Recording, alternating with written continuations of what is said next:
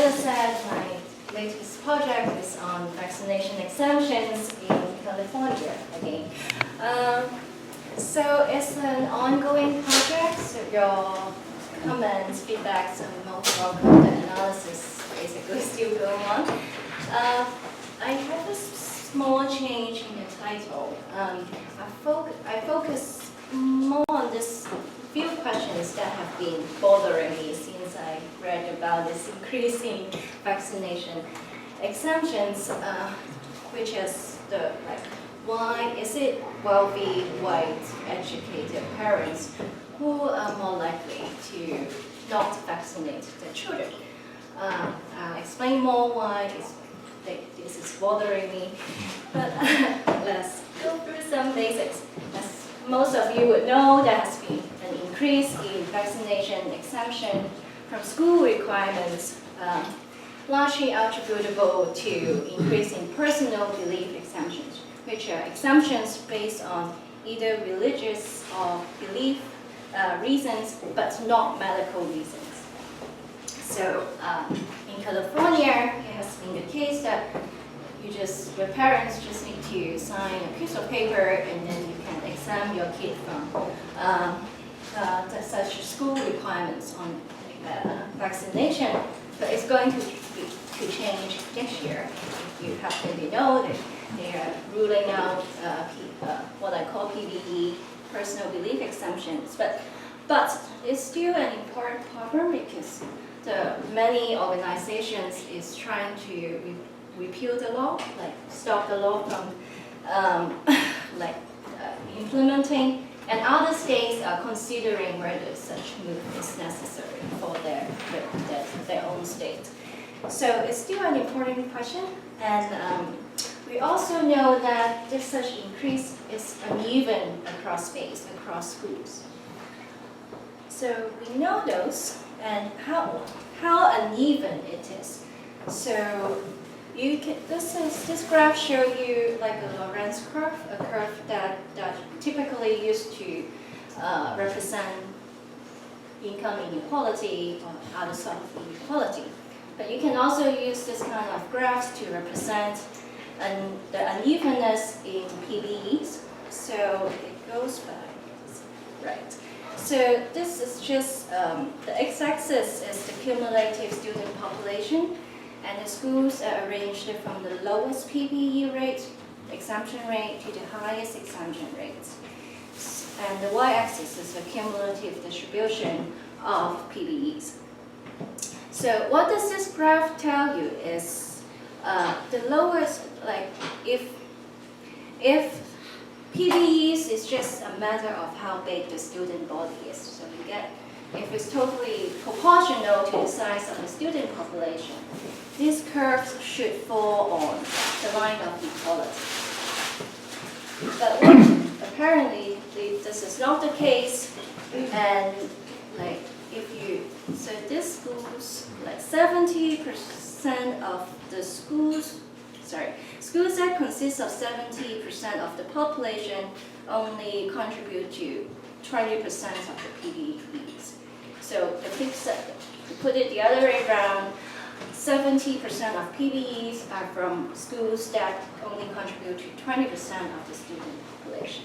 So this may sound familiar. This is the extent of income inequality in the US and in other countries. Income inequality, maybe we got used to it, but it's bad. But inequality in PBE is also similarly bad for you. I'll explain why. So what surprised me was this inequality has been observed across school types as well. If you talk to people on the street, they may say it's just a phenomenon of the private schools. Yes, I hear it quite a lot when I go to talks or talk to parents. But the epidemiological pattern actually is kind of quite similar across private school, public school, and charter schools. So, okay. So, why uneven distribution is bad for you? Sorry, it's pretty crowded slides, but you probably have heard of the term herd immunity. Like when vaccination coverage is high enough, say 90% of our student population is vaccinated, those 10% who are not vaccinated due to whatever reason, like they're too sick, too young, or the vaccines are no longer effective after a duration of time, they will still be protected because of the lack of exposure to the disease. Because the majority of the students are vaccinated. And it's kind of commonly accepted we need 90% vaccination rate to have herd immunity, which is debatable. I think we need much more. But I'll talk about that a little more in just a little bit. But so you can see, like, there are people out there saying that why are we making such a big deal about PBEs?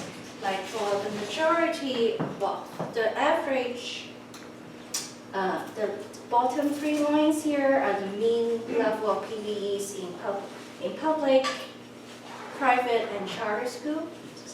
So they're still kind of below this level of state safety. So exemption rate 10%, 90% vaccination rate. So like why do you stop us from not vaccinating our kids? It's not such a big deal. Like we still have herd immunity, right? But of course, of the unevenness in the distribution means that a lot of schools have very high rates of PBEs. Like if you are 95 percentile in terms of PBEs in a charter school, that's like about, let's see, like 100 schools, you have half of your student population not vaccinated. And that's like way beyond dangerous. And also, let's see, so 10%, there's a lot of people when they talk about herd immunity, like in the mass media, they claim 10% is good enough. But if you have an uneven distribution of vaccination, you need a much higher vaccination rate to achieve the same level of immunity. Because that 10% number is assuming that we have random mixing. We have random vaccination pattern. If vaccination is heterogeneous, you need a much higher vaccination pattern. Yes? This is all at the level of the school, and kids do spend a lot of time in school in close contact. But are we talking about schools because that's where the data is, because that's the actual sort of entity in which we think infection will occur, rather than the neighborhood or family or church or whatever other unit of social aggregation you might think of that? Both are correct. So first, yes, that's where most of the data is from, at least the complete epidemiological data is from. And I do believe that school is the most important context for disease transmission, because that's the case of the Disneyland outbreak. But we haven't seen an outbreak in school yet. It doesn't mean that it wouldn't happen, and if it happened, I would imagine it would have a big impact in a number of cases. So, but yes, most of the data are at the school level. So, right. Other questions? Okay. So, PBEs are increasing, the number of PBE is increasing, they are uneven, and as I said in the beginning of the talk, they are known to be associated with income or wealth, education, like percentage non-Hispanic whites, and private and charter school status. So these are from both ecological studies, school level data, also from individual level survey type of data. So I'll was saying why this pattern actually bothers me a lot. Because after a while, I got used to seeing this, but in the beginning, so this is now the lay theory. This is affluent, educated white parents who are not vaccinating their children. And potentially add some other lifestyle factors such as like preference for alternative medicine or hippie parents. I don't know how you want to call that. Like Whole Foods, like Trader Joe's, that kind of things. But as against what we have known about vaccinations for many years, it used to be always almost that it is minority like groups that are more skeptical about the governments, about medical authorities, and they would have be like not buying this professionalism of the doctors, at least in the US. It also goes against the really robust relationship between SES, socioeconomic status, parental education, vaccination, and child health. Like you get much better child health outcome because your mother is educated and they take you to get vaccinated. So this is what we know about vaccination for 100 years. Yes. Doesn't that go hand in hand that the legacy of not having access to vaccines would be longer, like the knowledge of what it was like to not have access and the potential implications of things like polio or measles might have in oral history in families? It's longer and less educated in families. Interesting. I have not thought of breaking it down by the type of other history of. But following up on that, the new vaccines, influenza, might behave differently. Okay, I'll actually now they just published their vaccine by vaccine data. I'll look into that. Thank you. So to me that's strange. So why, like white affluent parents are not vaccinating their children? And this is an article in Mother Jones. I've never read it, but it's like the common story in the media, at least, is that it's like PhDs are bad for you. Like high percentage of PhD increase your chance of whooping cough. I don't know what happened in Berkeley or Stanford or Westwood where UCLA is, so we have a high concentration. But I don't see that much of an increase in whooping cough in those areas. Anyway, so it may be uncomfortable for us to think about it, but what drives the association between education, the positive association between education and vaccine exemption? Is it like because those parents are educated, as game theoretical models have always told us, that when vaccination is high enough, is in the interest of some parents to not vaccinate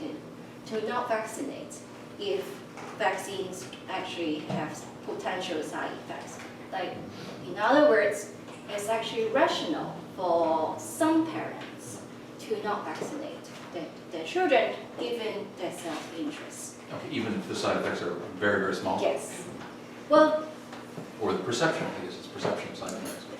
Mostly perception, but if it's 99.99% of the population is vaccinated, you want to be the last one if there's non-zero, the only one that do not vaccinate. if the cost of vaccine is non-zero. So the game theorists know that for a long time. But little discussion has been done on what's the role of education in it. Are the more educated people more selfish, or in other words, more aware of this potential payoff of free riding? Or are they just know something but not enough? They have heard of the theories about vaccination and like the wrong misconception that vaccines cause autism, but they don't know enough that it's not actually true. Or is it just pure ignorance in these cartoons? So this is like a debate that I'm afraid that I cannot have a definitive answer today, but it's something that really drives this study. Let me go on.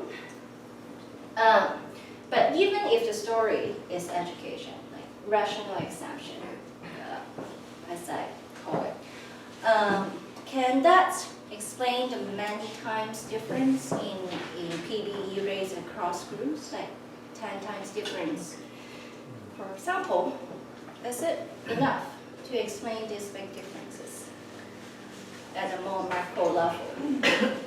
And can individual level association explain spatial patterns like this? This is a map of the statistically significant clusters of PBE in 2014. Among public schools, we are here. Somewhere here. So what is the large circle on the? This is basically a rural area. So it's a very sparsely populated area. But this, and I'll talk about this circle. The size of the circle is how statistically significant it is, not the number of.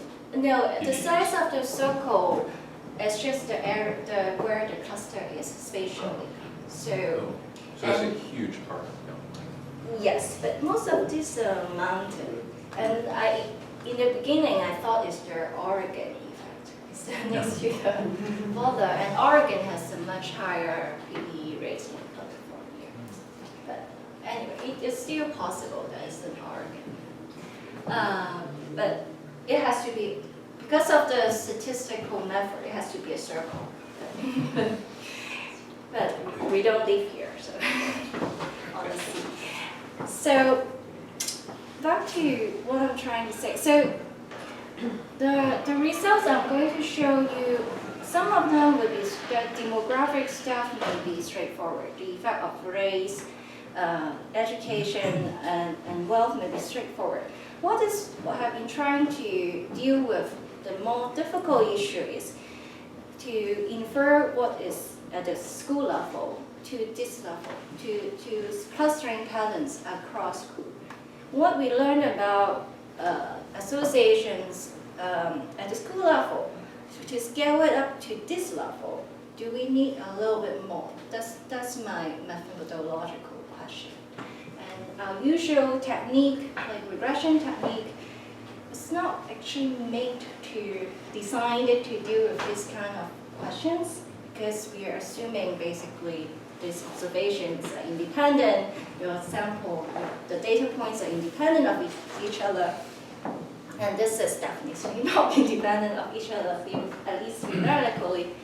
So I'm trying to use some spatial analysis technique, and I would really love to see here whether you think it works or not.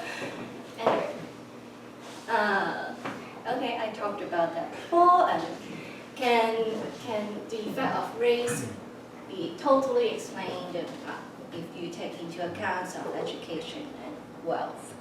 All right, so to sum up a bit, in this study, I'm looking for mechanisms that could ideally simultaneously explain the rising prevalence of PBEs, its spatial pattern, its socioeconomic gradient, and its racial pattern. So the mechanisms I look at would be including self-sorting into neighborhoods or school, institutional factors, diffusion of vaccine skepticism. And particularly, I'm interested in the question of the effects of homophilous, racially similar social network, basically network among white parents. Okay. So the data, publicly available data of personal belief exemptions in kindergartens and childcare center. Childcare centers include Head Start, which is a federal program for low-income families. And there's also 8,000 or so private, mostly private preschools. So the law is that you also need to show vaccination to attend any of these preschools? Yes, that's correct. I should have mentioned that. To attend any of these schools, schools that have more than 10 students, you have to show vaccination record. You have to show that you have met the school requirement. And it's different for preschoolers and kindergartners. Kindergartens, you need a few more shots, but according to the schedule, vaccination schedule.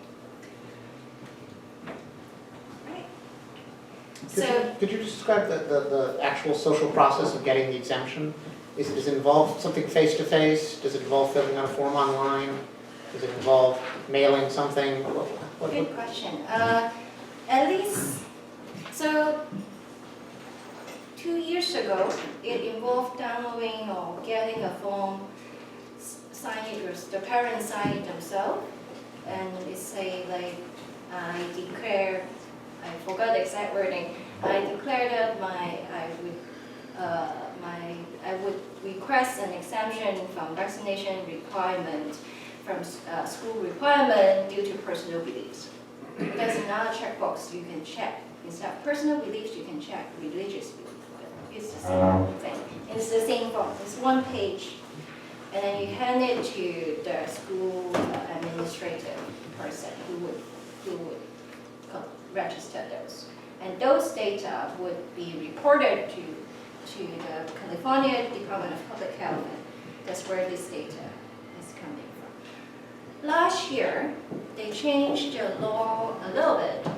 Now you have to have a doctor's signature, which states that you have been, you have talked to a doctor and I still want the exemption. And next year, it will be no longer feasible to do that, supposedly. So the new law legislation totally rule out this type of exemption. If you want to be exempted, you need to have a medical reason. And are we going to be able to look at this last year, the year when you have to get a doctor? And does that apply to all grades, for sophomore in high school? If they don't have vaccination, they can't go to school? No, it applies to new entrants. Only new entrants. Yes. So there'll be a long shadow of Right. this policy. That's correct. As far as I know, yes. If you're lucky enough to somehow register your kid very early, like I don't know, I don't have children, so apparently you can apply to schools like 2 years before. So if you admitted to a school already before the new law come into effect, you don't need to worry about this. And if you're already in school, Yes, it's a yes. first graders. Right. Yeah. I'm curious if you know people are changing their mind if they get a personal belief exemption or they start and later vaccinate. Would we be able to see that in the data? Or That's a good question. You can see it in the 7th grade. There's another round of this like the school has to document the vaccination status of the children in 7th grade. But what you said is totally right. A lot of people, well, one of the concerns about this kind of data is whether this is actually true. Are these students actually are vaccinated, but just on the record they are not? but I have a slide in the appendix that show you it's not the case. They are actually, yes, they are more vaccinated than you think, but they are still substantially under-vaccinated. So they may have 1 shot instead of 5 that they need, instead of 0 shots. Okay. All right, and the statistical method is multi-level negative binomial models, which I'm sure you're familiar with, but I'm happy to answer any questions about it in the Q&A. So the predictors, I would go very fast with it because I would talk about them more in when I talk about the results. But basically, it's socioeconomic indicators and some measures on access to healthcare resources and proximity to other children with autism.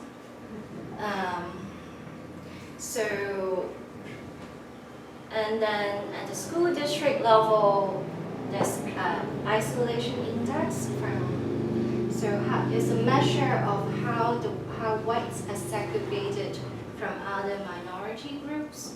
So for minority groups, so it's the likelihood, the probability of a white person to interact with people from other race.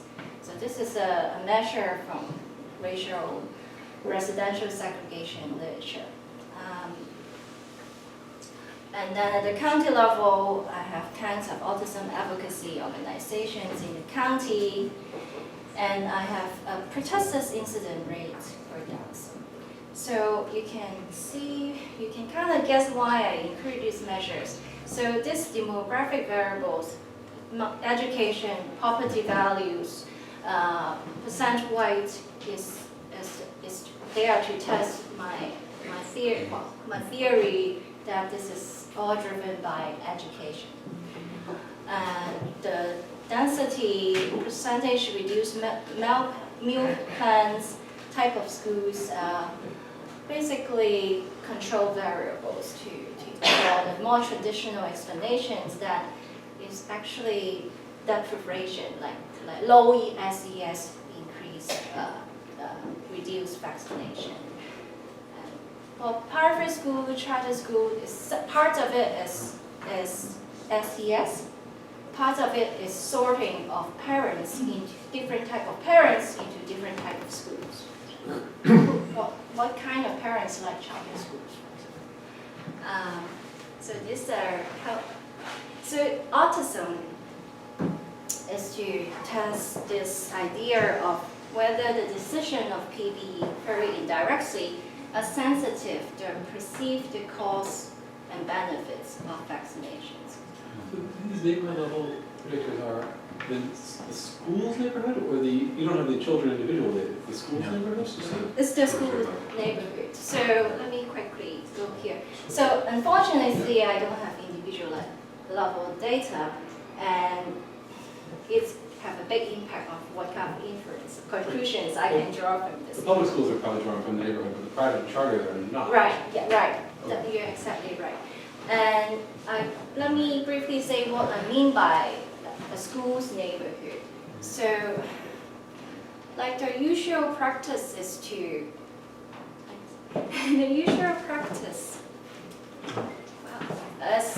is to like use existing unit like zip codes, and then calculate some density measure. But my measure is like I draw a circle around a school and it has 500 kids in it, and then I calculate my measures. Like I count how many autism cases in that circle. The advantage of it is this measure is insensitive to the geographical unit you choose.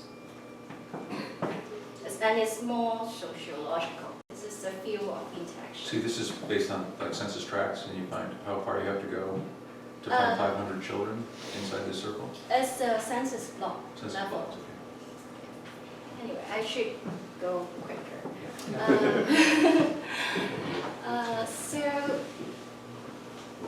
So results. Is it education? It's my main question. Definitely yes. So, quicker. Maternal average years of education in that circle has a strong correlation with PBE rates, even after you control for other socioeconomic variables. So the risk ratio increase. The risk ratio is 1.17. It matters most in public school, head starts, which is interesting. It's like when you are in not so privileged schools, maternal education matters. However,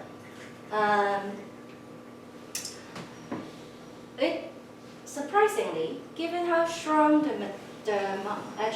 mother's education effect is in terms of effect size, it does very little to the spatial clustering pattern of PBEs.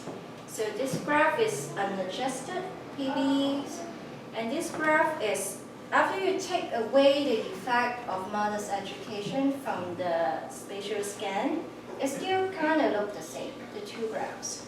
So you can think of this as a residual analysis, if it makes sense to some of you.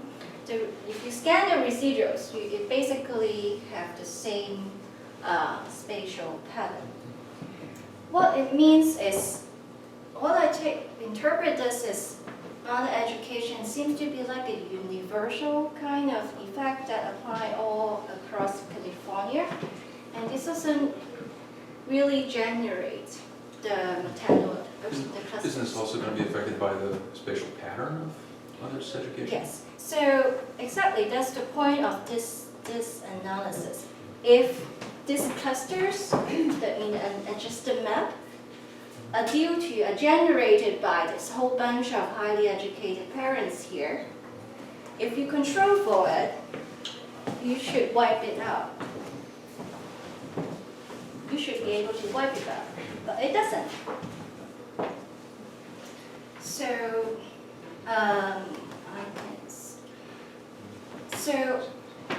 definitely education.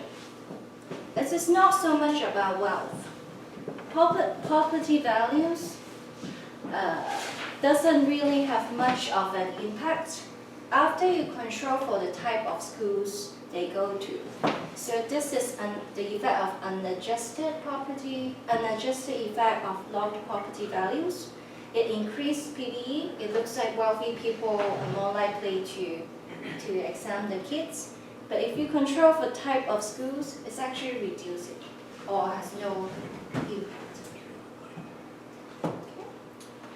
And it also does very little to the spatial pattern, but a little bit more than education, particularly this cluster equality, which is, I find kind of funny. So if you control for wealth, you kind of shrink the Malibu cluster. Is it rational? In the sense that they are sensitive to cost and benefit.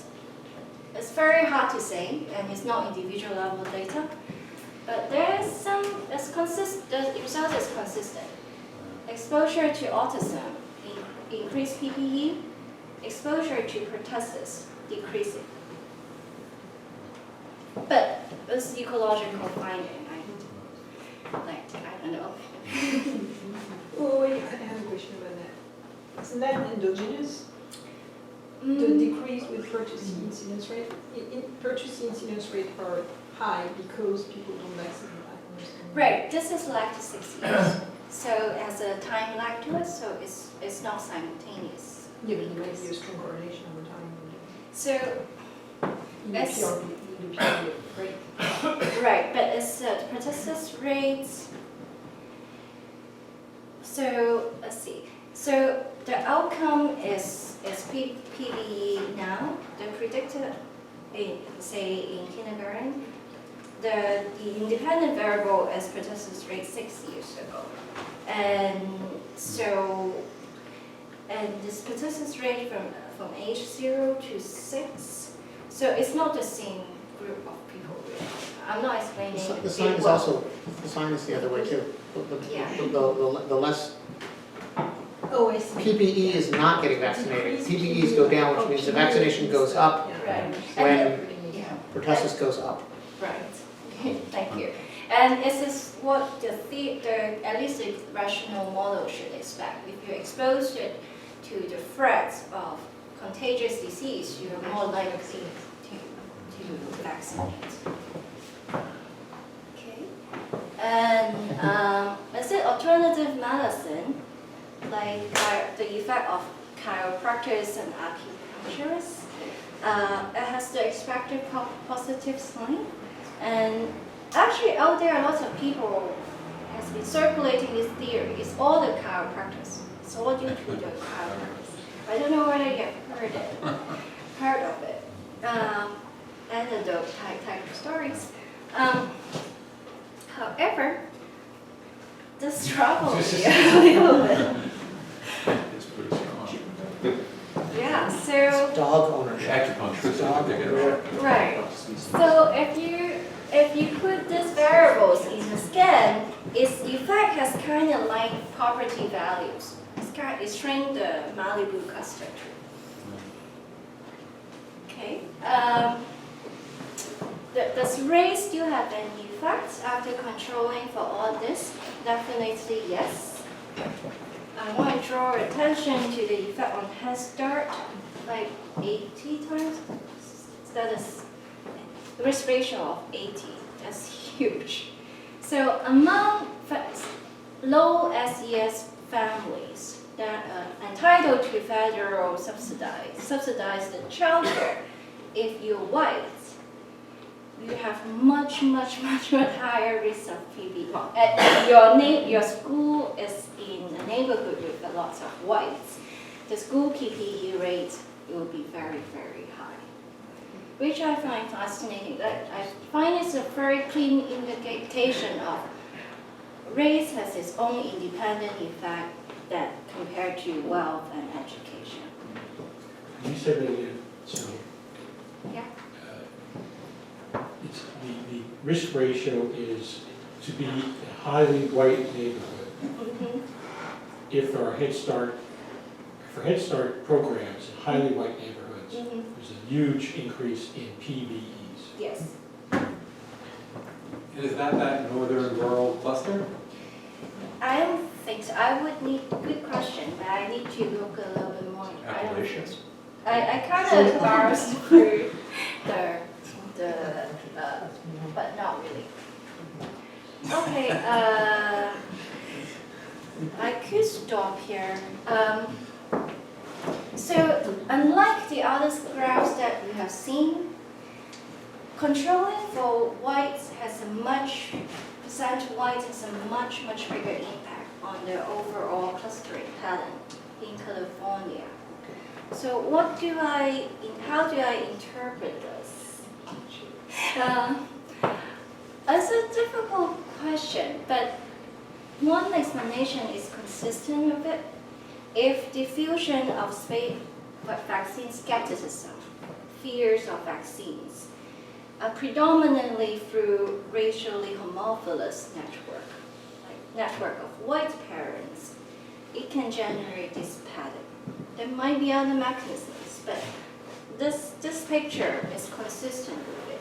If you take into account of where the white population is, you explain a lot of the spatial clustering pattern. Okay, we can talk about it more. Those clusters based on the school district? They're the same, this cluster, these are based on the same circles drawn around schools? Draw around schools. So are they clusters of schools? Or is an individual school a cluster? There's multiple schools in here, and some of this cluster can span different school districts.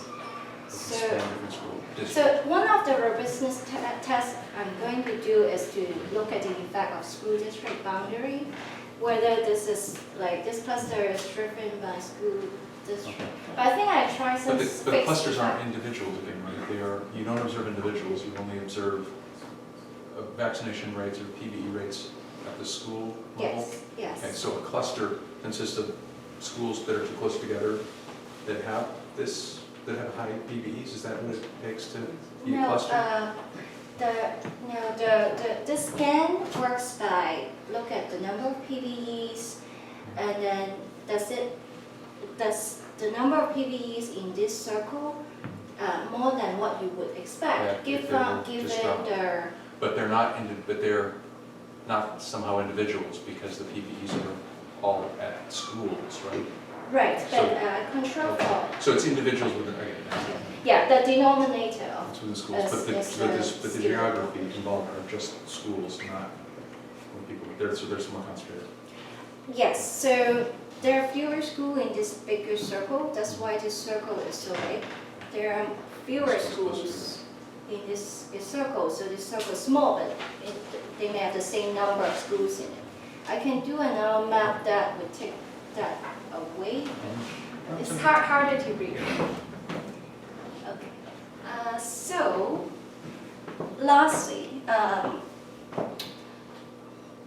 I'm talking about this theory of maybe it's diffusion of vaccine skepticism through racially homogeneous network.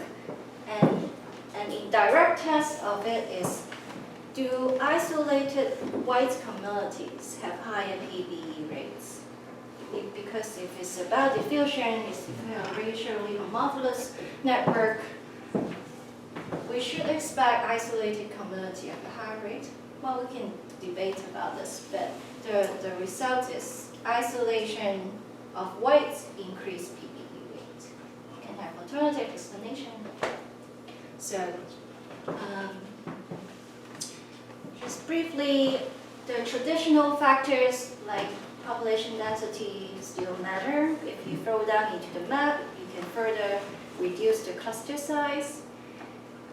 So if you throw all the predicting variables into the adjustment, the point of this graph is you still have this unexplained clusters of PBE rates that cannot be explained by the variables I have in the model. I'm showing you because this may be a great like ethnographical site for anyone who are interested in it, see how this could happen. So I'll stop here, and I guess we have a little bit time for questions.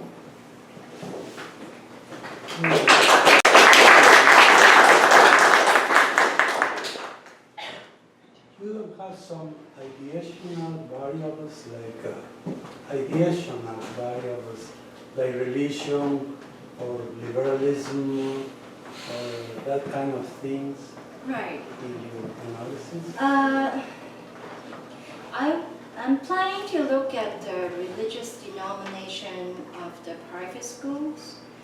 I would expect to see a result, but actually the highest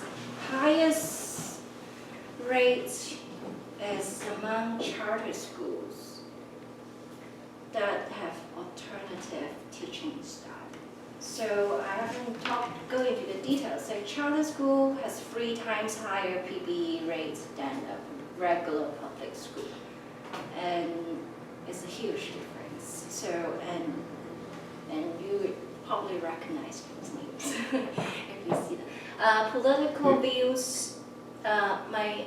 I haven't done it myself. I try to control for number of marijuana license. But the data is not very good on marijuana license, so I gave up that idea. But my colleague looked into political views. I think there's some correlations, but I don't actually know how to interpret it because of this correlation with wealth and education as well.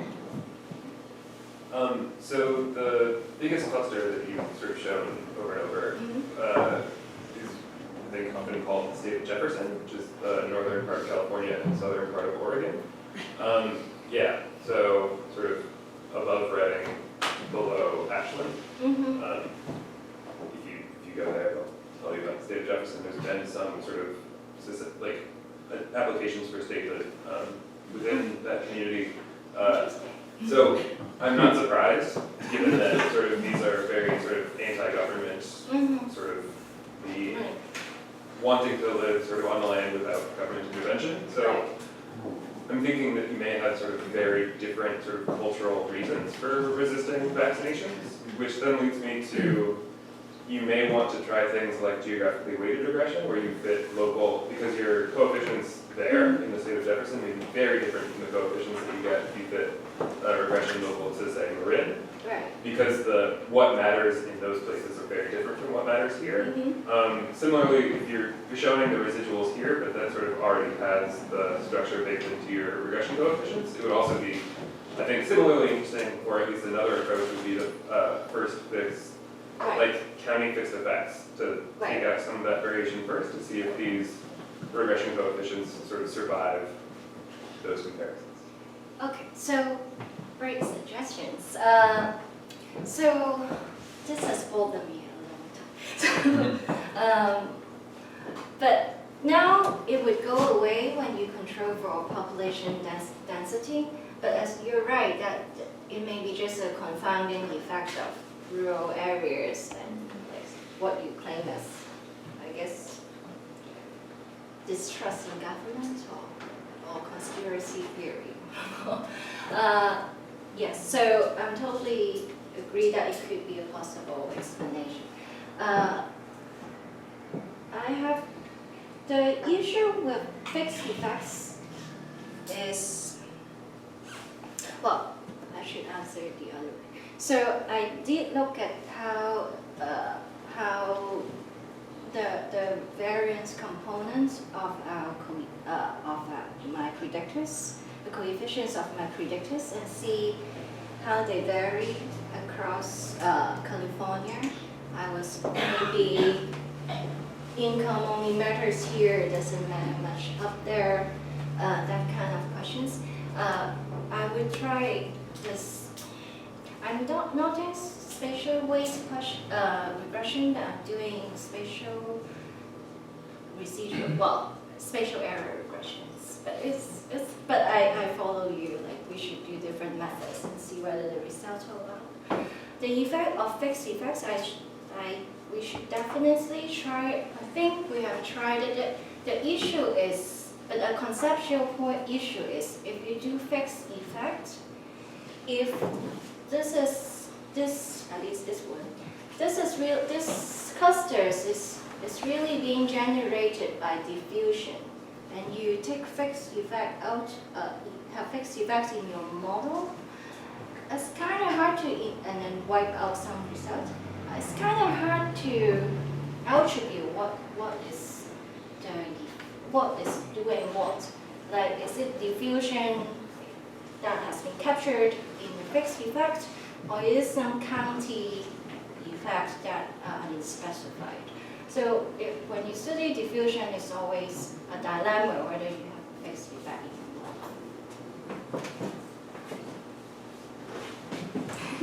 model.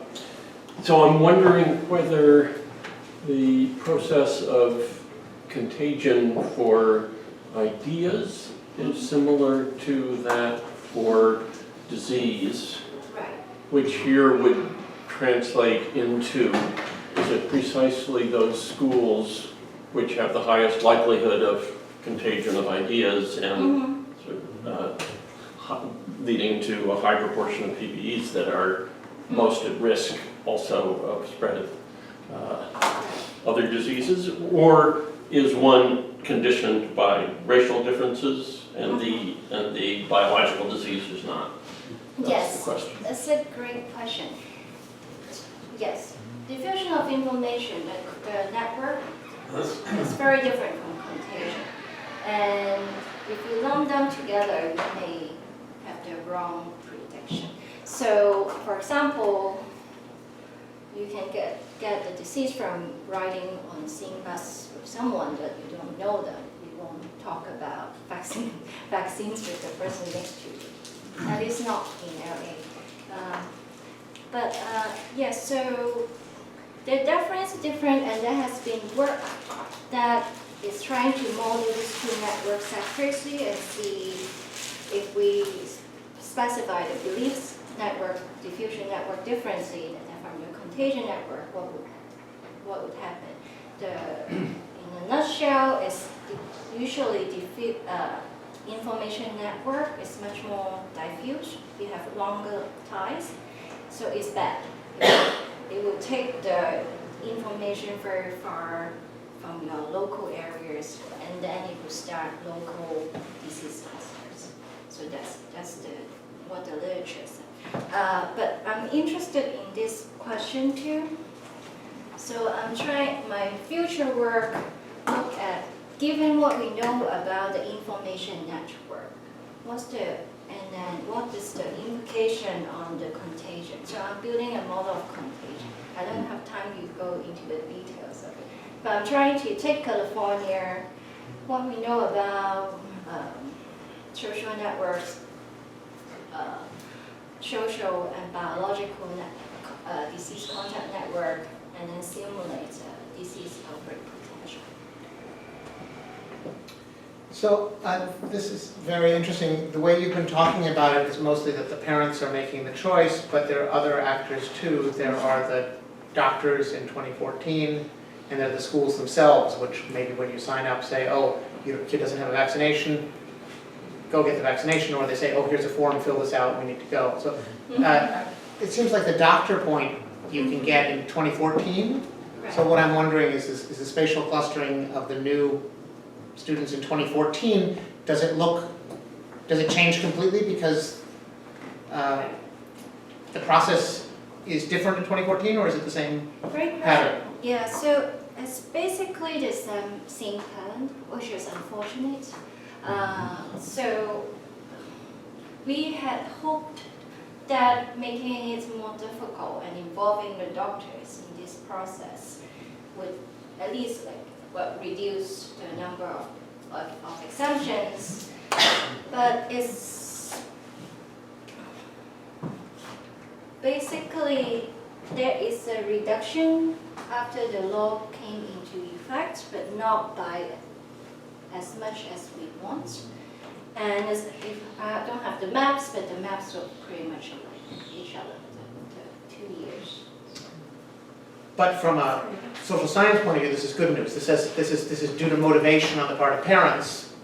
Right. So that even when you raise the hurdles, Yes. the same people. Okay. I guess it's a matter of whether you think 1% is yes, you're right. It's 30%. But it only applies for some proportion, it only applies for the new entrants, right? It's only about and the denominator is the new entrant. This is just the Okay. of the people who've done. My other question was more sociological, just about deviance. And so, reading in the paper about, say, the terror attacks and assimilation in France, the terrorists are very educated people, so is education bad for assimilation? No. I would say education increases the variance. For many people, it makes them feel more French, but for some small group, it makes them feel less French. I would probably say the same thing about education and vaccination. That for the vast majority of people, education is going to make you more likely to get vaccinated, but it also is going to increase the variance, it's going to increase the autonomy of people. So any insights? You're there? definitely right. So people who are have the strongest opinions about vaccinations are those people who are educated, both for and against. And we have been, and this kind of analysis doesn't really capture the variance because these are mean effects. So the regression results, you see the average effect of education. And even if you look at the maps, it's still average effect across space. So I haven't taken you to that heterogeneity. How do I was trying, It's kind of hard to say. Maybe do you think? Well, it seems to me you're looking at this kind of this small deviant group. Right. Whether people believe more or less in vaccination of those who are getting vaccinated, there's no variation, they're all getting vaccinated. Well, if you look at, I totally agree with you. And if you look at more traditional data on under-immunization, like the survey data, education is still a good thing for you. They are more likely to, the children are more likely to be vaccinated. It's this particular form that is, they have fewer form and say that I don't believe in vaccination. That is your extreme group. So it seems to me at the micro level, you start with the fact that these are highly skewed distribution. Mm-hmm. So that there's a relatively small portion of the schools that contribute a huge portion of Mm-hmm. PBEs. And so that points to a sort of internal imitation pattern. I mean, you have alternative models, the principals of some schools who don't want the kids, but it suggests, and so if I understand the argument is you can assume every school is at risk of having a high or low, every school is at risk of being the high end. And the risk, if I understand the model, the risk is proportional to average education, average wealth levels, and all these other things. But you don't, the other part is each school is at risk of having this sort of internal contagion, presumably based on some internal attributes about the internal network of the school. Right. Now, when you said white isolation, that was isolation in the area. This was a segregation. Mm-hmm. But presumably you could start off with a bunch of assumptions of what are the measurable attributes of schools that would encourage the widest spread of an idea. Right. And that could be racial homogeneity, class homogeneity, size of the school, I mean, various things like that.